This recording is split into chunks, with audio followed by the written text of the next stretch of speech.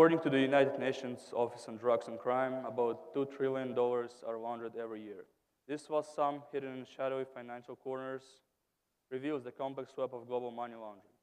Good morning, my name is Elsher. Today we will delve into understanding offshore accounts, tax evasions, and money laundering. This slide shows what $2 trillion looks like and what they can be used for.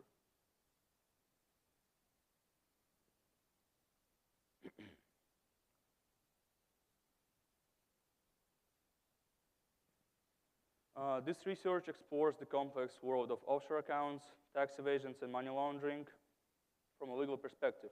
The study aims to shed light on the importance of understanding these topics and the legal alternatives to tax evasion and money laundering.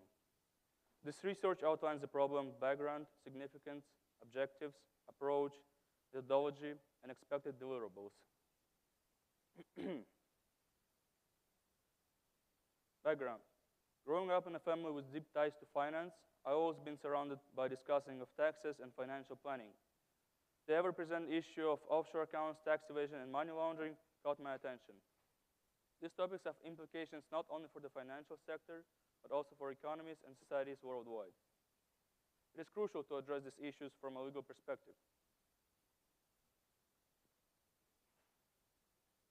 In today's globalized world, offshore accounts, tax evasions, and money laundering have far-reaching consequences. According to the Capital One, they not only impact government revenues, but also disrupt financial stability and can lead to economic inequality. Understanding these issues from a legal standpoint is essential for responsible financial management. The main goal of this research is to provide a true grasp of the legal ramifications related to money laundering, tax evasions, and offshore accounts. Additionally, I want to offer legitimate options for tax optimization, assets preservation. Understanding these subjects in the future is essential, given their importance and worldwide implications. So, how money laundering works? According to the Investopedia, there are three main steps in money laundering: placement, layering, and integration. Illegal money is put into the financial system during placement, usually through small payments that can be seen. Layering is a way to hide where the money came from by using a lot of complicated deals and accounting tricks to move money between accounts and make it harder to track. Lastly, the money that was laundered is put back into the market as a real money. This is usually done by investing it in a legal business or land. In this way, the dirty money looks like clean money, hiding the fact that it came from illegal sources. Let's break it step by step. There are three main steps to money laundering. The first step is placement, which is when illegal funds are brought into the legal banking system. In this case, a criminal might use a business that needs a lot of cash, like a restaurant or car wash, to mix illegal money with the business' regular cash flow. The money from the illegal actions is put into the business bank account, along with the money it makes legally. Layering. The second step is to hide where the money came from. This could be done by moving money between accounts, often in different countries, by selling assets like stocks or real estate, or using complicated financial tools to move money around in a way that makes it hard to find the original source. The last step is integration, which means putting the clean money back into the system in a way that makes it look like real income. This could be done by putting money into the real business, buying expensive things, or just buying things and services with the money. Now that the money has been put back into the market, it can be told apart from the other investments. So, what are offshore accounts? According to Florida Lisa M. says, what is an offshore? When a person opens a bank or business account outside of their home country, usually in tax-friendly areas. This is called an overseas account. These accounts are really, and they often come with the privacy rules, tax laws, and an easier way to trade internationally. Tax dodging, fraud, and two of the more questionable things that they are used for. Other things including marginal personing and personal business properly. The main reason people want foreign accounts is that they help with the taxes. Many offshore countries have low or no income tax rates for international buyers compared to the account holder's named country. This can save them a lot of money on taxes. They could also provide tax breaks for things like interest, capital gains, and transfer that are not taxed as income. Companies use foreign accounts to make it easier to do business across borders.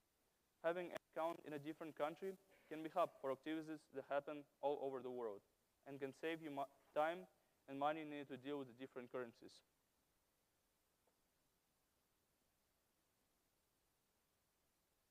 How to open an offshore account? According to the World Bank National Money Laundering and Terrorist Financial Risk Management, to open offshore accounts, you need to make sure you follow the rules and law of both your home country and the foreign bank's authority. A formal overview of starting an account outside of your home country. First, do some research and park the jurisdiction. Pick a country with a good name for its economy and banking services. You should think about the language, the legal system, the tax breaks, and privacy laws, and the government oversight. Pick out a bank or the other business organization.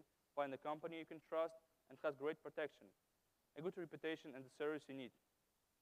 Ask the bank about the fees, minimum investment, and online banking.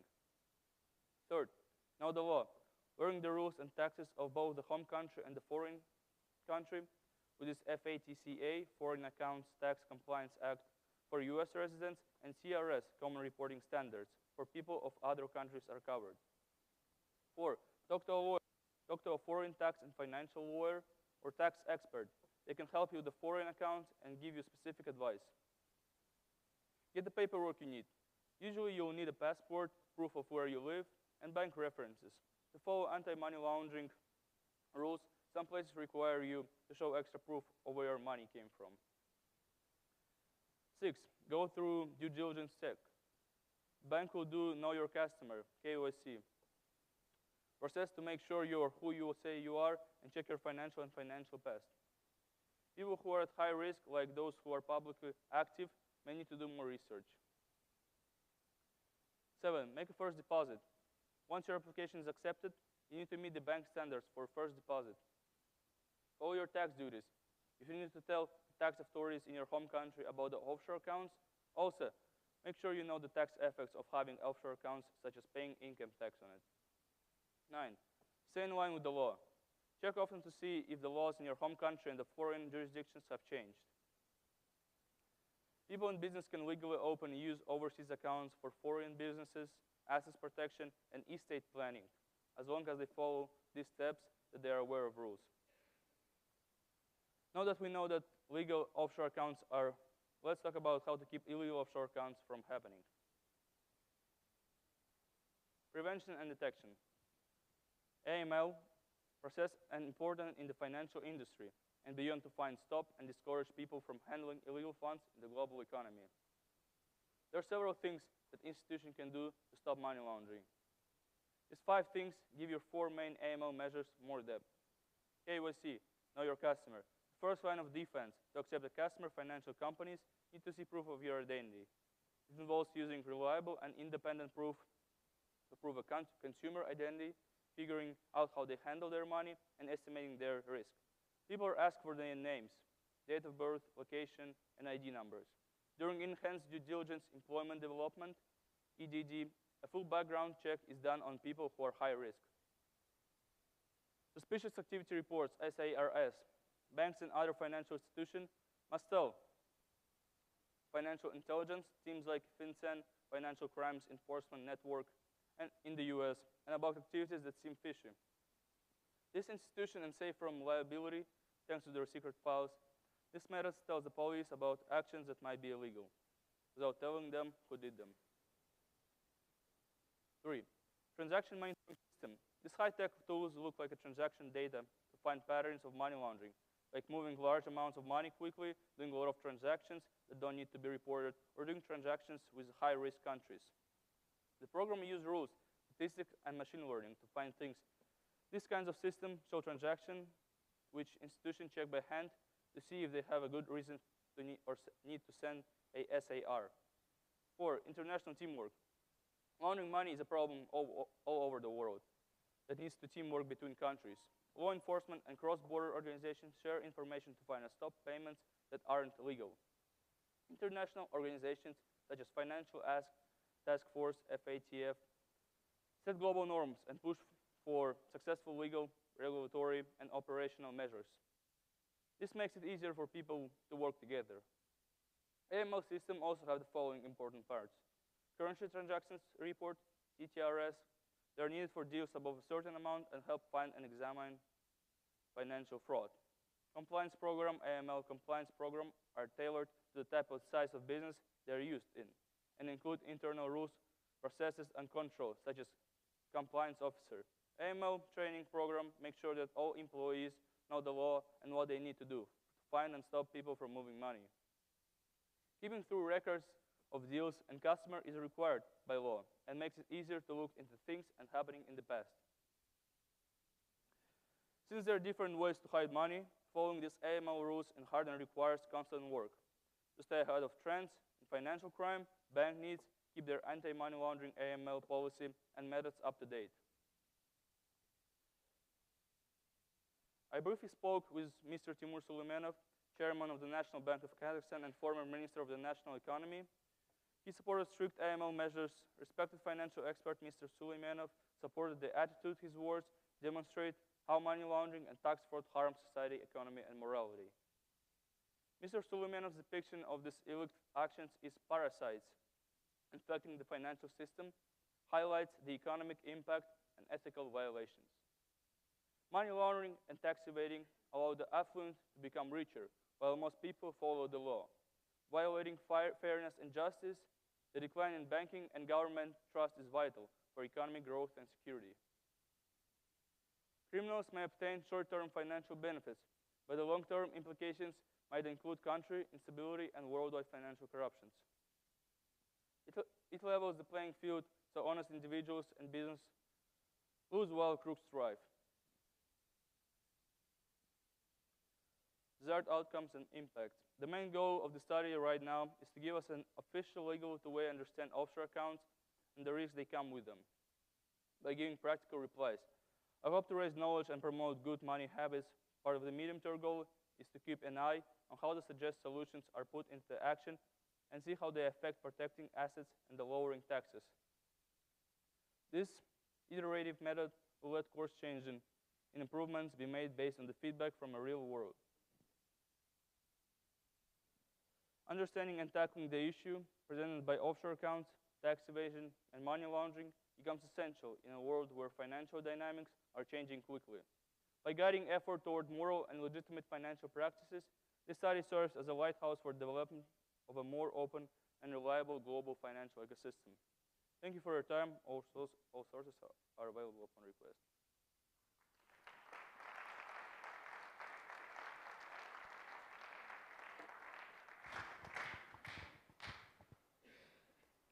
Thank you so much, Alisher. You have questions? Interesting stuff. Right here. Oh.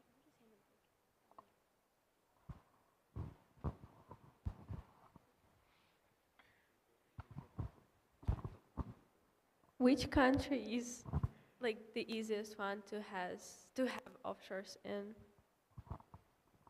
Can you repeat the question? Which country is the easiest one to have the offshores in? Like the best one? The author of what? What country the easiest one to have the offshores in is? Oh, the Kazakhstan. You said Kazakhstan?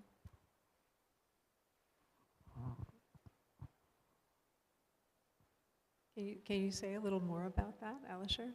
About Kazakhstan? So the question was, what country is easiest to have an international or sort of offshore account? Oh, is that what you, was that the question? Of course. So it's usually like Caribbean islands, British Virgin Islands, sometimes it's Cyprus, Malaysia, some South Asian countries. Yeah, but usually it's Caribbean islands for United States residents. Ms. Sandville? How many people in the US are getting caught doing this, and what are the government agencies that are responsible for those? Well, I can't tell you exact number, but I know usually not people involved in this. It's usually big companies and banks of the United States, because in 2006, one of the biggest banks in America was caught by doing this with the cartel from South America.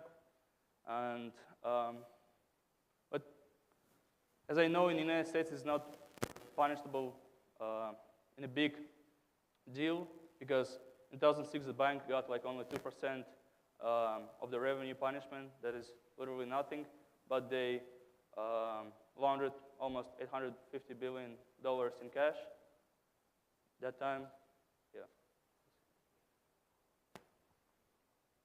Tyler? What got you interested in money laundering? Well, as I said before, I've always been around these topics, financial and taxes and all this offshore accounts. It's just very interesting topic, in my opinion, how people can escape this tax avoidance and tax evasions and can keep money from taxes. Yep. Did you look at different countries, jurisdictions, tax policies as it relates to offshore accounts? For example, in the United States, everyone is taxed on global income. So if you have your money in Kazakhstan or Morocco or New York, it doesn't matter. You're taxed on the income. Many countries are starting to do the same thing to try to prevent offshore laundering. Did you look at that, and did you look at different countries' tax policies specifically related to offshore accounts? Oh, thank you for your question. I didn't look specifically for each country what their tax policies on offshore accounts. However, I'm sure that not a lot of people using tax offshore accounts. It's more like corporate companies, because they can easily open offshore accounts with no income or revenue tax, so they can keep the money. But I didn't specifically look at country with the tax policies. Well, sure, I have a question. As you went through your research, do you have a sense of how the work that you've done might affect the larger world? What is the outcome that you're hoping for? Yes, so my outcome was just to raise the knowledge of people and be aware of illegal money transactions, money laundering. I just want to tell people how it works and how possibly easily you can open like offshore account legal way, and that's it. Dr. Sayarath. Dr. Sayarath will wait for the mic if you could, because no one, it's for the stream. So who is in charge in overseeing all of this money laundering? And then if you get caught, what would happen? Who is the what? If you get caught, what would happen? Who is overseeing all of this? Is it the United States? Is it a certain organization that overseeing all of this? And what is the penalty? Mm-hmm. So if you do deals in probably South America or all these Caribbean islands, you'll get deported to the United States. It doesn't matter what is your residency or what is your citizenship. You're always going to be in the United States prison for 15 or 20 years if the money somehow relates to the United States. So if you work in like Mexico or like Colombia, you still will go to the United States prison.